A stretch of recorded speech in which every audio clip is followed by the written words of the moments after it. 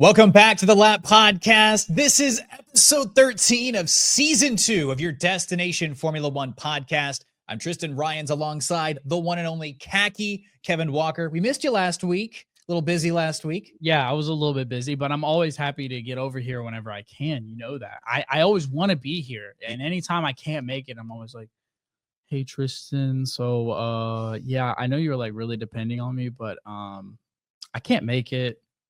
Yeah. But it's okay. Y'all still tune in. Y'all still watch. I mean, he's, Tristan knows what he's talking about here and there. Well, just a little I bit. appreciate it. I appreciate it. Look, the support has been great. Keep it going. Keep it coming. Obviously, it's better when we're both here, but the support has been fantastic. Y'all been really supportive on all of our platforms, on all of our channels.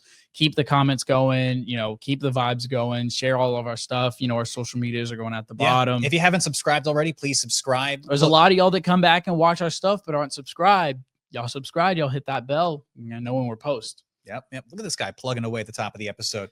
We have Monaco in the rear view mirror. Thank goodness. And we are walking into an actual race weekend with the Spanish Grand Prix. Magnificent circuit. I'm a big fan of this one. It's one of the best.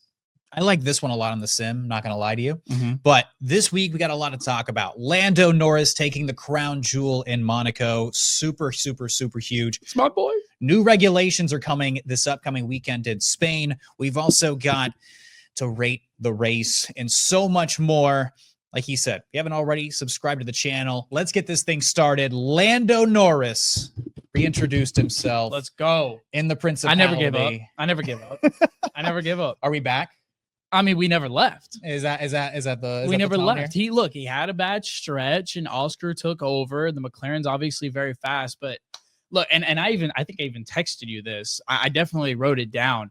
I know going into the weekend, Lando's like, well, Monaco's not really my home race. It's just where my bed is. Well, apparently the hell it is, because he raced like it was his home race. He pretty much, I won't say he dominated the whole weekend, because if you look at the practice sessions, Charles topped all of the practice sessions. Dude, he made Ferrari come alive. But qualifying, dude, I mean, that's where you have to shine in Monaco. And whether if you love Monaco or not, that is what it's about. Setting a lap record. Lap record, first time anyone's ever done a lap under 70 seconds. 109.9 or something like that. Yeah, so it was 69 seconds. Nice. It was absurd. I mean, Monaco's been around forever, and lap records have gotten set before and time again, but that McLaren is extremely fast. We've had other cars this year set different lap records, but to set a lap record at Monaco, not something that you hear about all too often. That was an incredible. I mean, and the thing about it with qualifying, we're going to talk about qualifying probably the most, but the thing about it with qualifying is it looked like Charles had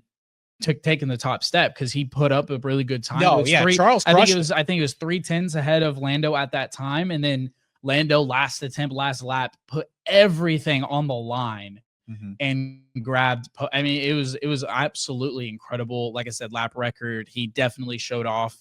So, like I said, he may not say it's a home race, but damn it, he performed like it was. And I mean, the big question after Monaco is, what did this win mean? Like, that's got to be the biggest question circulating. For Lando, it has to mean everything. I mean, it's a confidence booster to win in Monaco, to take one of the biggest races on the calendar, just from like a standing, just from like a reputation standpoint. I mean, he said it himself, like, this is going to be something that my grandkids I'm going to be able to tell my grandkids about. Like, winning in Monaco is a very big deal in Formula One. Next to winning a world championship, it's something that you get etched in stone for. Yeah. And especially being, all these drivers, that's where they live nowadays, is in Monaco. So yeah, it was a huge win. And for Lando, I mean, I didn't get to talk about it, but going into this weekend, it was something that he talked about, was getting off of social media and kind of just really diving into, which is a big deal for a guy like Lando, who is all over social media, who has his own YouTube channel and all those different things. Like, he definitely explores his life outside of Formula One. But yeah, I think this was a big win. This is a big momentum booster. And I know that you have all the notes ready to piss me off. I see the damn smirk on your face. Well, like, what does it mean for Lando? And the championship overall was my question. And I think look, I'll give credit. Like, it's going to keep things insanely interesting. Well, I mean, I'll go ahead and tell you right now, the championship, as far as the drivers' championship goes, it's 3 points between Lando and Oscars. So it's the margin is definitely slim. Look, and it's a huge confidence booster to have this one on under your belt, right? Yeah. Like in your tool bag, to be able to like throw that one in the trophy case. And Lando became the first driver for McLaren to win since Lewis Hamilton back in 2008. So this is also big for the Papaya team all around. A part of it is, what's the best way I want to put it? I think it keeps things exciting. I think it adds to this entire season. I think that this is going to be a race. We're seeing a bit of an interesting trend when it comes to Lando, but to still keep it within 3 points of this championship, man, it's going to give us plenty to talk about this year. I'll put it like that. Yeah. Nobody's running away with it this year. But it continues the question of like, is this that turning of the tide? Is this the moment for Lando Norris's season where, you mentioned it, started off really, really rocky? Oscar Piastri still currently leading this championship by just 3 points, but still leading it nonetheless, has the most wins of any driver so far this season. Lando becoming the third driver in this year's championship to win multiple races. Max Verstappen grabbed his second win before Lando Norris could get his second. Yeah. It's going to keep things interesting. At this point in the season, you said it pretty firmly at points. You're like, this is still Lando Norris's championship. Yeah. Do you still feel that way, even with all the hype? Like, if we're going to settle it back in. Yeah, like, you know, think taking Lando Norris recency still takes bias, the taking championship? recency bias out of the picture. No, I understand. Do I think this is Lando's year? No. Not, well, I don't want to say no. I don't think it's slam dunk Lando's year.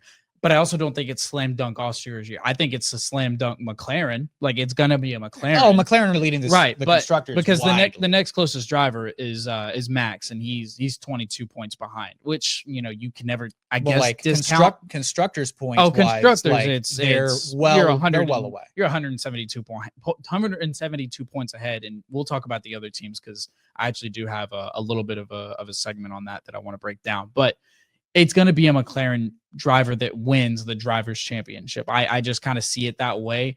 And I don't think it's going to be so much of Oscar running away with it or Lando running away with it. I think it really is just going to be jab after jab. I think they could even go on runs where, like, Oscar had a really good couple of weeks stretch when Lando didn't. And maybe this could be the introduction of hey, this is a good 3-week stretch for Lando, and then Oscar does it. And then I don't know. Like, I feel like there's going to be some trade back. There is a variable within this, though, that I think you've kind of discounted already, which is still Max Verstappen. Like, I've talked about this at length over the course of a few podcasts. Look, Red Bull are doing everything they can. You to keep can't this dude ever in the discount him, though. Like, that's why I said, like, he is 22 points behind. And they brought upgrades after upgrades to that car throughout this season too. Yeah. Even like beyond just the circuit specific stuff you're going to see in Monaco from every team. They've been bringing upgrade after upgrade to the floor, to the layout of the car, to the suspension, to the front wing. I mean, you're whatever. absolutely right. They're definitely going all in to give Max the best chance, because they know they don't have a chance in hell at the constructors. I mean, nobody really does. No, they don't have the driver lineup. Yeah. So, well, yeah, but all due respect to Yuki Tsunoda, he ain't cutting it right now. Yeah. Well, yeah. Anyway, but yeah, no, you can never discount Max. He's 22 points behind second, 25 points behind first place, which is currently Piastri. And dude, it's just anytime that we can go in, like, it seems like anytime I predict Lando to win, you predict Oscar to win, or vice versa. It's like Max wins. Yep. So that's kind of how it works out. Like, I predicted Max to win going into Monaco. I was like, I could see it, and then he did. I just see the complexion of this championship not being like, McLaren are probably going to be the odds-on favorites, right? But with Max Verstappen remaining within this picture, I think it keeps every single weekend interesting, right? Because you have somebody outside of one garage or two garages that is keeping the top step a mystery. But on top of that, because he's eating away at extra points, so to speak, he's keeping you guys on your toes. Yeah. It's going to keep both drivers not only fighting just each other, but it's going to keep them fighting Max. It's going to have them keep fighting off Red Bull. And, you know, Ferrari are kind of creeping back into this picture. Charles just put together a weekend in Monaco. I understand it's the home race, but Ferrari were right up there as far as the qualifying was concerned. Yeah, no, they were. Lewis Hamilton doesn't take a 2-place grid penalty for the impeding of Max, right? He gets a P4, and you guys are surrounded by red. So this championship is still so far from over. We've got 16 rounds to go. In any other circuit, it's very possible, by the way, that Lando doesn't even win this race. Right. Need I remind you that Lando, like, locked up going into lap 1, turn 1. And if this was a more major lockup too. Yeah, if this was like a better circuit, like a more That could have been opportune very racing extremely opportunity. costly. He's staring at the back of a Ferrari for 78 laps. So I still think I need to see more from Lando. If you're asking me right now who I think wins this championship, I still think it's going to be Oscar Piastri. He's been more consistent. He's been a little bit more dangerous as a contender this season. I think Lando has to give us a good trend. We talked about the instability from Lando Norris not quite being there, winning the first race and now winning the what is this now, the 7th race of the season. Quite a gap in between. Overall, he's got to shake that inconsistency to really try to run away with and or take a big step forward in this championship. I think he can do it. We've seen some insanely high-level performances from Lando Norris at times. We saw a pair of wins last year where he won by over 20 seconds, but I think that Lando still has to show and stop telling, if that makes sense. I get that. Yeah. I understand what you're saying. I feel like I didn't piss you off as much as I thought I was going to. No, I look, you can go either way. I need to try harder. You can go either way, and I can see it. I can understand it. But like, Lando's my guy. I'm gonna keep riding him on my guy. And as far as this past weekend's concerned, he showed up. Yeah. So I'm, no, but it's keeping that things support's interesting. going to stay there. But it is keeping things interesting, I think, is the biggest takeaway. Yeah. Like, we're not going to walk into every single weekend knowing slam dunk who's going to win. This could, realistically speaking, like it's kind of like a 4-way battle every single weekend. Like, we're waiting for Mercedes to, get it We'll get that together. We'll get that. But like, we'll get to that. and we'll get there. But especially in this episode, we're going to talk plenty about Mercedes. But like, again, Max keeping things interesting. Charles is somebody you can never rule out, and Ferrari are consistently figuring out this car week by week. And they're never going to just go away. This is not a team that's like, oh, we're just going to punt it towards 2026. Like, Mercedes have signaled that a little bit more than other teams. They feel really confident. But like, McLaren feel really good this year. They feel really good next year. Red Bull, they're leaning really heavily into this year. Ferrari, they're year over year. So you've got McLaren, you've got Mercedes, you've got Ferrari, you've got Red Bull. Do you know who's in 5th?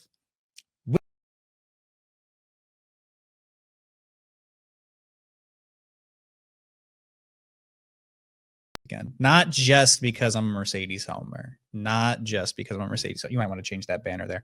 Not just because I'm a Mercedes homer, but because I don't agree with the tactic, although I understand it. So I know that this is going to kind of tie into the Mercedes thing a little bit. There's a reason I put the order this way. Okay, so for those who don't know, Williams were driving slow intentionally. And Mercedes took an approach to where they were just going to take, George took the drive-through penalty, and then Kimi did it, but gave the position back. But Williams was driving slow on purpose. It caused a big stir in F1, as you could assume, because that's not necessarily what people want in the pinnacle of racing, especially a weekend like Monaco. Now, how pissed off you get is fine, but George Russell's cool because he got his dinner taken care of the other night. So I will give you the floor to explain your positioning and why you feel the way you feel. Okay. So the real question is what, at least for me. Oh, and for those who don't know, Williams secured P10 and P9, Sainz P10, Albon P9, points weekend again. They were moving so slow in Monaco, which if you're watching this podcast, you probably already know what the hell is the deal with Monaco. It's like impossible to pass. We had, count them, one actual overtake in Monaco this weekend through 2 sectors. I didn't know that. Really, only one. Technically one. So like Bortoletto had his pass on Kimi and he retook it within the same sector. So it doesn't count as an official overtake. I guess you. Yeah, okay. Lance Stroll had an overtake this weekend. Yeah, very impressive. World Drivers' Championship material. Someone watching this is going to get a kick out of that. My question is, like, should Williams have been allowed to do what they did? Because there was an outline that I remember hearing during the race that caught my attention when it came to Williams slowing intentionally. There was an opportunity for the race director to like outline and say, hey, you need to be moving at a certain like speed. There's a delta, basically like maximizing race pace and not intentionally slowing, but they decided intentionally not to make that rule, part of the weekend. And in my opinion, what Williams did should not, generally speaking, be allowed, but they did play within the rules. Like I can't hate the game. Like what they did was fantastic Well, strategy. you can't hate the game. You just can't hate the player. That's kind of how it goes. Well, Like, they're staying within the regulations of the rules. Yeah. So I guess what I mean is like, I respect that they did it, but of course it was very frustrating to watch, and seeing like the annoyance boil over for George Russell, who was like, screw it, I'm just going to take the drive-through penalty. And you know what? I'll stand up for I you. am tired of looking at this Atlassian logo. I think I'll stand up for you on this. Even if it wasn't a Mercedes, we would still be talking about No, 100%. Like, even if it was another car that was caught in this situation where they were staring at the It just ass made- of the Atlantean forever. It just jabbed my weekend Right. that much more. I not only had a bad Saturday, but I actually sat there and watched the entirety of the race, because maybe I'm a glutton for punishment or something, but I watched the entirety of the race and just lap after lap after lap, just watching this wall of blue sit in front of George Russell and Kimi. It was so frustrating. That dinner must have been good. It better have been good. He better have been getting appetizers and desserts. Get him a little cocktail action. But no, it shouldn't be allowed. If you're in Monaco specifically, you shouldn't be stonewalling the rest of the grid. Because not only were Mercedes affected by this, Red Bull were affected by this. I think the Alpine was affected by this of Franco Colapinto, because Pierre Gasly got really familiar with, destroying his car pretty early in the race. Yeah. I think that if the delta, at least the minimum speed delta, would have been enforced in Monaco, it would have made the two-stop strategy enforcement that much more interesting. Okay, so let me ask you this. Because what Williams effectively did was they took the driver that was in 10th and said, slow the pack down enough to give us enough to make a full stop, and then we'll swap the cars and do the exact same. And then we'll stay in the points. Yeah. So, I mean, it was great strategy. James Vowles, again, hats off. I mean, it was a super smart play. And obviously Toto Wolff gave him an earful he was super from the proud of him. second floor Yeah, of super proud the of him. paddock. He just Yeah. was like, he was very frustrated. The cutaway That'd be good the cutaway to Toto Wolff was meme worthy, and it's going to stick around probably for God knows how long.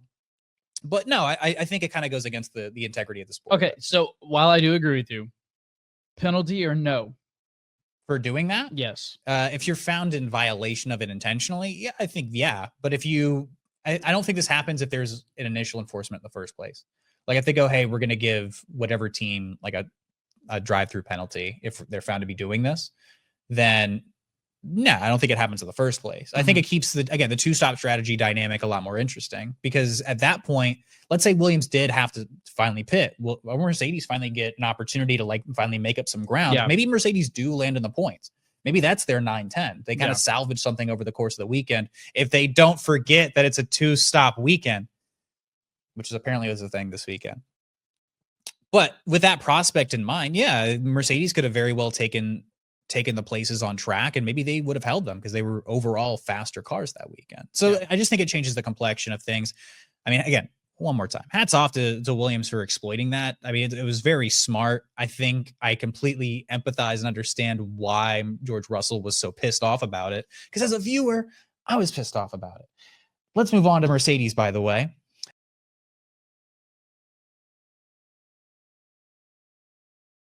I'm not crashing out. I'm holding together. They had a disaster of a weekend, like emphasizing the aster of the weekend part, because not only did they have a really rough go in Imola, tire degradation. I was going to say, they went back to back on terrible weekends. Yeah, they went back to back. Kimi Antonelli's car blowing up in Imola already hurt my soul enough. Show out in front of the host. George Russell missing out on the top 5 for the first time like forever.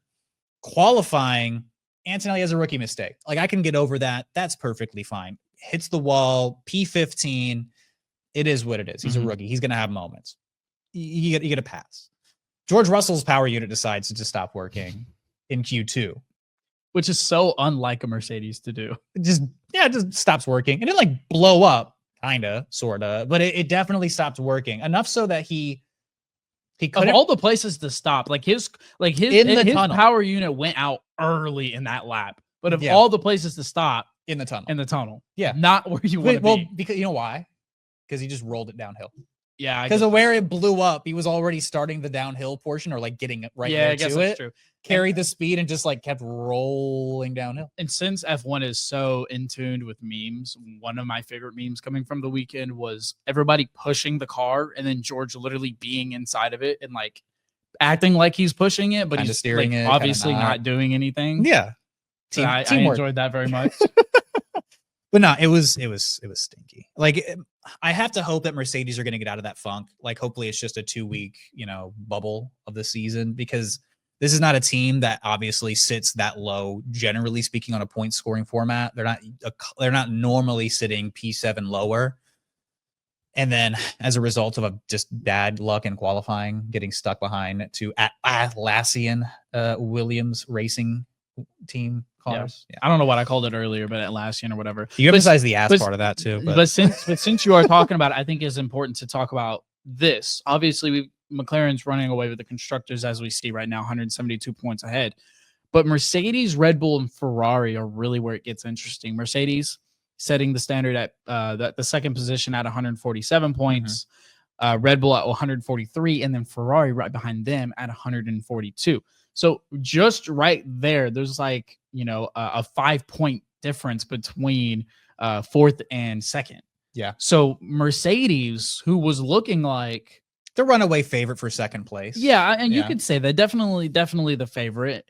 They, these 2 back-to-back weekends have really messed them up. And I don't know how long Red Bull will stay in the fight. Yuki he's been good, not great. Yeah, over the course of like the full season, they'll probably, fall back probably to 4, but Ferrari are definitely in that hunt. For sure in that hunt. If they're coming on strong in the past few weeks. If Ferrari can like figure out their high-low situation that they've been dealing with, where they have an amazing Monaco this weekend, but who knows, maybe in Spain this weekend they have a DNF and Lewis Hamilton is bogged down in 8th. Like their performance window has been high and low, but once they start to figure that out, once they start to like really, really understand this car, Lewis Hamilton especially, once he starts to figure out this car to a consistent basis, like they're going to be in the fight. They're going to be in the picture. We saw this last year where they started off really slow the first chunk of the season, weren't big factors, but then by the end of the year, you were sweating bullets in Abu Dhabi about like, if Lando like messes this up, we're cooked. Yeah, we are actually going to lose the Constructors Championship, and it came down to the last race. Like it was very much so in y'all's fan, but like it wasn't. But like there was room where it could have happened for sure. So, and then like walking into the season, both you and I picked Ferrari drivers to win the Drivers' Championship based off kind of memes, but like realistically, like Charles looked like an actual contender this year, and he's been the better driver this year. Which ended up makes sense. And it's he's still familiar with the Ferrari and all those things. I get that. But yeah, like Mercedes shouldn't be in this position. Overall, they've got a really good tandem. They got a good duo. The only problems they should have right now is like speculation on when their contracts are going to get done. But yeah, 2 back-to-back disaster weekends. I'm ready to forget about them. I'm already on to Spain. I've been on to Spain since Saturday, if I'm being completely honest. But let's take a quick moment, by the way. I started this last week by myself. I miss having you here for this because I wanted to at least deliberate Imola. But I want to rate the race. Now, you might get this impression of me that I can't stand Monaco and that I think it's a really stupid race and that it's not really fun to watch. And it hasn't been fun to watch for a long time. And that like it's really there for the commercial value and it's really good for advertisers to kind of rub shoulders with celebrities and stuff. And that, it's kind of, which there was not a whole lot of this weekend. And that it's really just like it's a fun like media spectacle. But at the end of the day, the racing sucks. So you might get that impression of me. And you'd be right. This is a 3 out of 10 for me, dog. 3 out of 10. Dude, this sucked. I mean, look, I'm happy for Lando. Like, that's cool. But, like, there was no, like, big storyline this weekend beyond... Obviously, qualifying is a big deal. But, like, there was no big story that happened. I think the only thing that could have made this weekend more basic was if Max won. Dude, honestly, yeah, that's a good point. There's like, oh, we had Monaco and Max won. Shocker. Move on to the next. Yeah. It wouldn't have been as exciting to talk about. This entire, 25-ish minutes that we've been going on would probably have been about 13. Yeah. So thank Lando Norris for that, kind of. So my takeaways... And Williams? So in my takeaways, I kind of wrote down some of the things that were a little bit more surprising. And I'm going to bring these up because I think this goes into why I'm going to rate the race the way I did. So we already talked about Williams' double points finish. V-carb had a spectacular weekend. Oh yeah, they had a double actually. points finish too. Lost in P8, Hajar P6. We'll Yeah. talk about Hajar maybe in a little bit more in a couple of weeks. I know we have some varying opinions. I want to. You don't like Isaac Hajar? No. I think that there's a little. You remember how a couple of weeks ago we talked about how many seat swaps there might be for Red Bull? Oh, you think he might? We'll get to it. Let's see how we're gonna keep our eye on it. Let's see how this V card thing works out. Alcon secured P7. I don't know what the hell a Haas was doing there, but it was there. Yo, what the Haas? Yeah, exactly. And then obviously my guy Lando winning. So for me, Monaco was more of a 5 out of 10. I think there was interesting. No decimal, just straight 5. Yeah, I'm not probably not gonna be a decimal guy for this whole thing. I think the 2-stop strategy, it adds wrinkles if there's safety cars. There really wasn't a safety car situation where teams were able to take advantage of them. I know Max was waiting for that, obviously slowing Lando down towards the end of the race. Well, literally, but it would again, lap. Which didn't matter anyway. Yeah, it doesn't. It doesn't matter. And I think my reasoning for that is there was definitely still storylines coming out of Monaco. Williams was driving slow. Some lower teams scored points. The most conversation this weekend really was just strategy. Yeah. Like this is probably one of the last weekends I've heard this much talk about like when people are going to pit, when they're not going to pit. Yeah. My takeaway, if you wanted my 2 cents on it, I would have pit lap 1 immediately. Yeah. I think a couple of teams did. Like they pit very, very early. Yuki Tsunoda pit early. I think Colapinto might have. I think Ollie Behrman. Like there were a number of teams that did do that. In my opinion, what you should have done is pit lap 1, start on a soft tire, just fly through it, pit lap 1, put another soft on there, and then lap 12, put on like the freshest medium or hard you have, and then just ride it out and see what happens. That would have been what I would have done. Hire me. Feel free.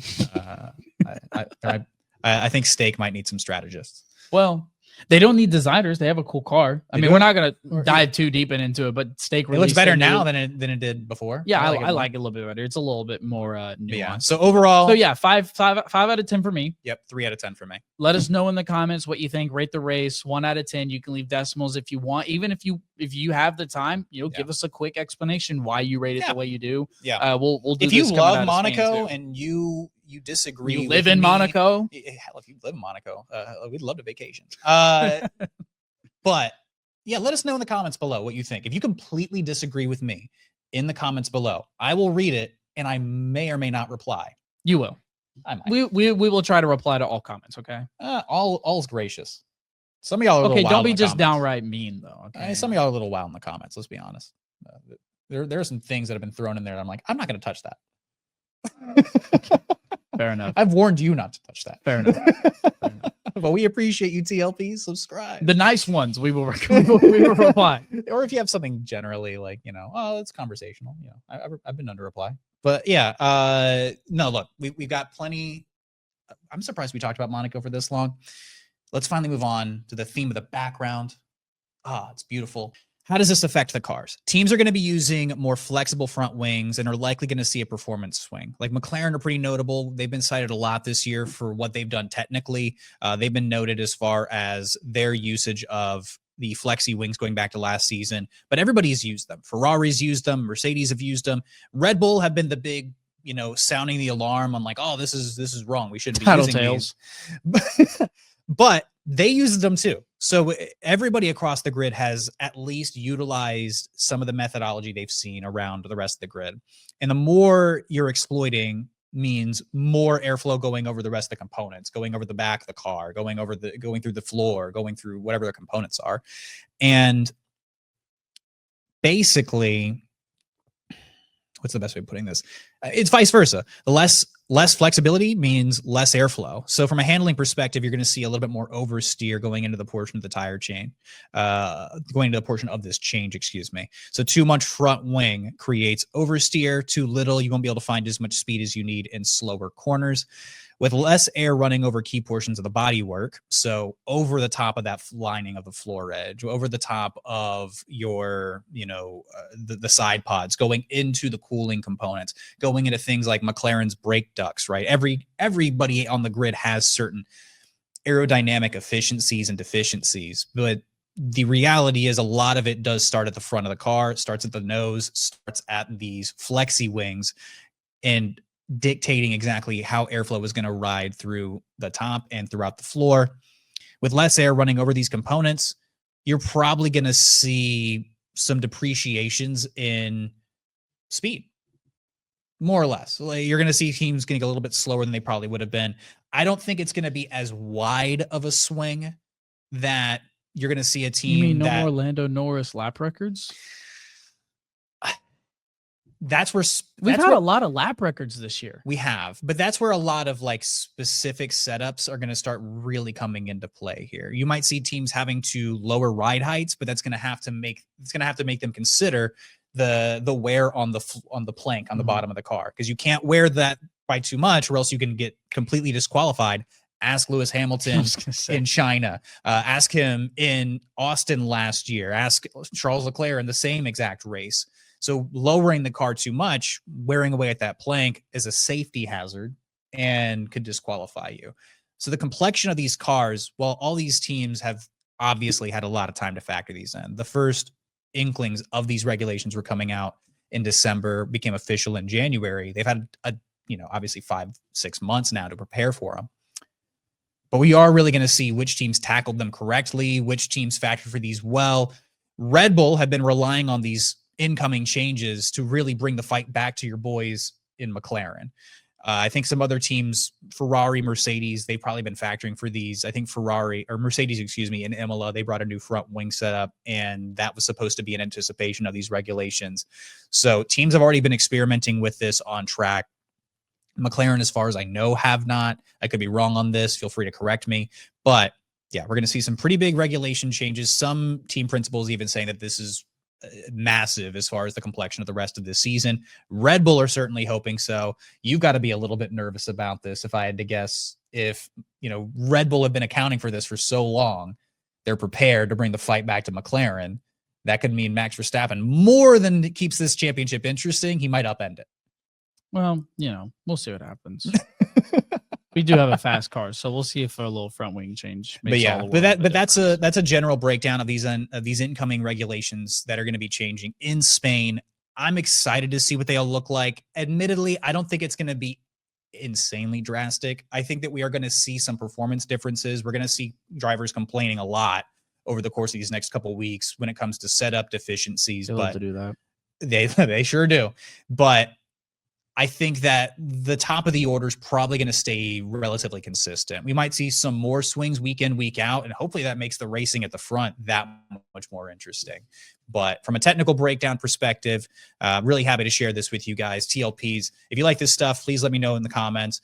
The Race, they do a fantastic job. I want to shout them out one more time because I'm a consumer of their content as well. Yep. If you want more technical stuff, they do a great job. So wanted to shout them out. All right. Moving on. Spain, obviously one of the more classic circuits on the Formula One calendar as well. I say classic, like, it's like in the 60s or something, but this really has been on the calendar for quite some time.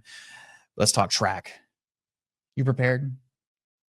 I'm not prepared. I literally called you. Why'd you do this to me? I just wanted You're to such an ass. No Atlassian, just an ass. I literally called you and I was like, dude, I got notes, but I completely forgot to do talk track. And you're like, oh, I got it. No. We can share. I don't know. Take it down. All right, look, this weekend, what can you expect? 66 laps around the Circuit de Barcelona, Catalunya. 4.6 kilometers, or in America, it's 2.8 miles. The lap record held by Max Verstappen during that insane 2023 championship run. 1 minute, 16 seconds, 0.3. That's the racing lap record, not the qualifying lap record. I wasn't actually sure what that was, but you can feel free to look that up in the moment that I'm talking. This circuit built in 1991, biggest historical moment, the first race in Spain. At this circuit, we had a legendary battle between Nigel Mansell and Ayrton Senna. First race in its history. They had a really big drag moment, very classic shot between the Renault and the McLaren of Senna, racing down the main straight before Mansell took the lead on a damp track and went on to win the race. 1996. You might have heard this guy, Michael Schumacher. Oh, yeah. Yeah. He got his first win with Ferrari in Spain at this circuit through a absolute downpour of rain. Michael Schumacher was able to best the Williams with the wet evening the playing field. 2006, Fernando Alonso, you might have heard of that guy. He hates his life. Terrible driver, apparently. He's the unluckiest guy in the world, according to him. Minus expletives. Minus the expletives. Alonso won his first home race in 2006 here from pole position. It was his day. He beat Michael Schumacher's Ferrari by 18 seconds. Also, fun fact, his last Formula One win was in Spain in 2013. 2013. He's still driving, knowing that he don't have a chance to win. That's Dude. crazy. That's for the love of the sport. He's man. hoping Adrian Newey is going to come through for him next year, which he might. I've already I mean, said, man, I don't know how much Alonso's got left. Like, if next year's a dud, like, he's going to retire if it doesn't. Anyway, work continue. Out. Anyway, yeah. 2012 surprise, Pastor Maldonado, and a shock over the home hero Fernando Alonso. Pastor Maldonado took the top step in his Williams. Fun fact: it is the last win for the Williams racing team. Period. They have not won a single race since that moment. Really? Yes.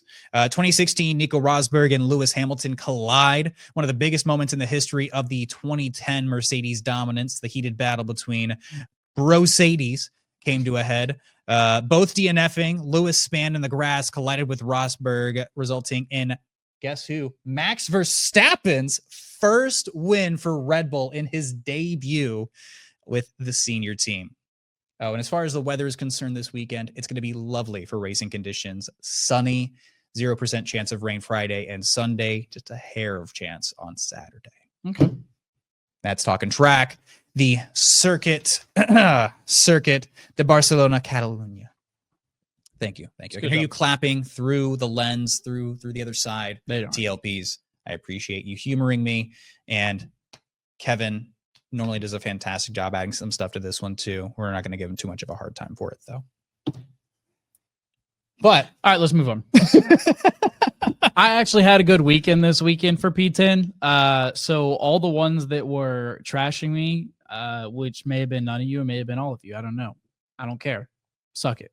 Yeah. I beat Tristan by 4 points. You sure did. First time in a while, maybe ever? Probably first time this year. Yeah. No, I mean, what's the player total?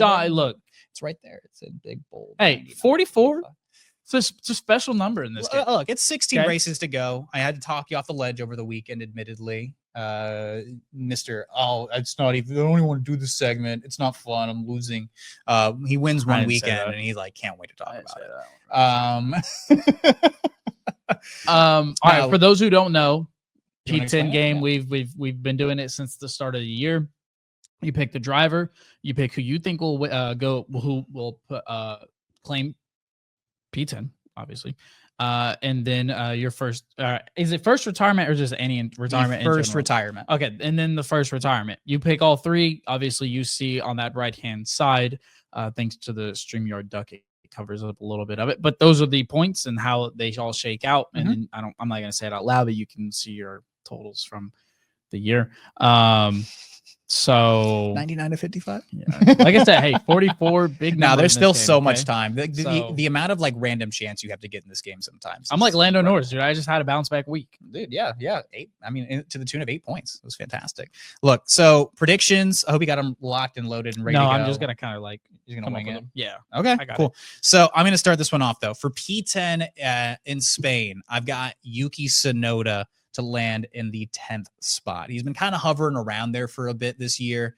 He got 10th in Imola, and that ended up working out pretty well for me. And I got a feeling that he's probably going to hover around that 10th place spot. He's been battling it out with the V-carbs a little bit in that spot, as well as the Williams week in or week out. So I'm going to go with Yuki Tsunoda. Who you got? For P10, I've got Lawson. Liam Lawson? I've got Liam Lawson. Okie dokie. As far as the first retirement of this weekend, you got any thoughts? because I'll just be completely I've already transparent saw. here. I know you don't have anyone. I've got nobody. I'm gonna, last weekend was a dud. I picked nobody. I think I was way too optimistic that no one was gonna crash in Monaco. Crazy, Silly me. But I'm gonna say nobody crashes, which I think the math on this would be that I have a sub 5% chance of getting it correct.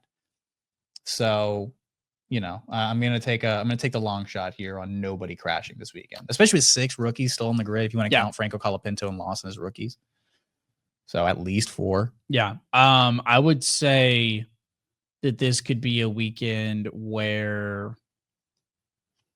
Let me see, dude. I don't know. Like something in my head is just telling me an Alpine. Well, Gasly crashed last week. Yeah. You think Franco's gonna find the wall in Spain? Well, Franco's had a rough one, and I know that I said it going back to last year. This dude crashes too. Yeah, I get it. Yeah, just do not even hater stuff. It's just true. Pure Gasly. I don't know. I can go Gasly back to back. I just see an Alpine crashing. I don't know why. All right. As far as the winner is concerned, I'm gonna go back to Old Faithful. Give me Oscar Piastri to take this one. Okay. I am seeing my crystal ball of F1 knowledge. I don't fun fact while you're thinking of this. Yeah. Fun fact. I think since 2016, only 2 drivers have won in Spain. Mm-hmm. One of them being Max Verstappen, the other Lewis Hamilton. Yeah. And it's stayed the exact same.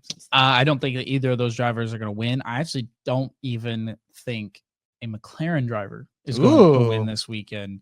I'm going to go with Charles Leclerc. All right. I like it. I think it a lot. I think this could be a weekend where Leclerc takes the top step and Ferrari really get into business with this whole thing. I like it. You know what? I actually hope you're right. I don't really hope I'm right. I kind of like Lando, Lando or Oscar, but I got to keep it interesting. I got to keep it, whatever. I also have to not do what you do. Like if I mirror it, then obviously I'm not. I got the Ferrari cap this weekend. I didn't even pick Ferrari. I just thought it looked cool. But we can go ahead and take this off screen here.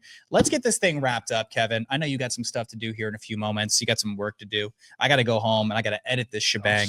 Look, this is all we got for this week. Next week, we're going to be curse shebang. Oh, okay. Never mind. We're good.